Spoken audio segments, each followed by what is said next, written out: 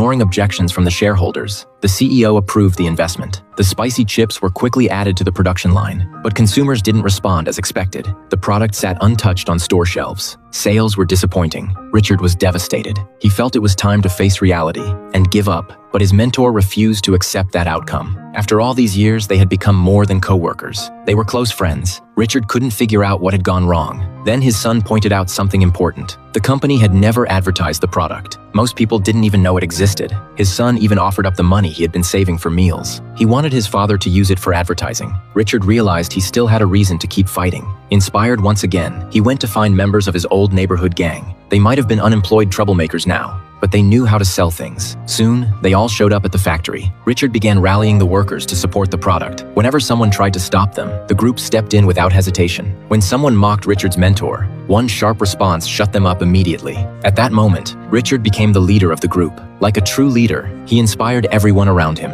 After convincing most of the workers, they loaded boxes of flamin' hot Cheetos onto their cars. His wife handed out samples to the neighbors. His son shared them with classmates at school. The gang distributed them to young people across the city. Richard personally promoted them everywhere he went. They even pretended to be customers and cleared entire store shelves. The empty shelves instantly caught shoppers' attention. Richard seized the opportunity to build curiosity. People started asking where they could find the product. A wave of consumer demand took off. Flamin' Hot Cheetos quickly became sold out in many stores. When the sales reports reached headquarters, everyone was shocked. The shareholder who had looked down on the janitor hadn't invested a single dollar in the idea. You still think I'm investing in the janitor? I'm investing in a vision. The Hispanic market is the future, and this man is going to lead us there.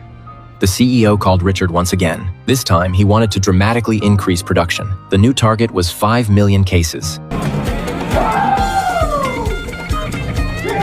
Every production line in the factory started running at full capacity. Flamin' Hot Cheetos rolled through massive factory drums day and night. It was no longer just a snack. It had become a symbol of hope and opportunity. It carried the dreams of Richard and countless others. The factory that had once been on the verge of shutting down suddenly came back to life. Laid-off workers were called back to work overnight. 6 months later, the factory was performing better than ever before. Richard's mentor, a proud blue-collar worker, came to see him. He introduced himself again with a smile. Now looking at the new plant manager in Bakersfield. Yeah! Richard then asked if he had finally been promoted. When he learned he was still officially a janitor, he felt disappointed. He wasn't asking for much. He had only hoped to become a machine mechanic. One day, while mopping the floor on the second level, he noticed the CEO waiting outside an office. The CEO told Richard that he had also come from humble beginnings. What drove him forward was a dream too big for where he started. That dream was what brought him to where he was today. He believed dreamers should never be held back.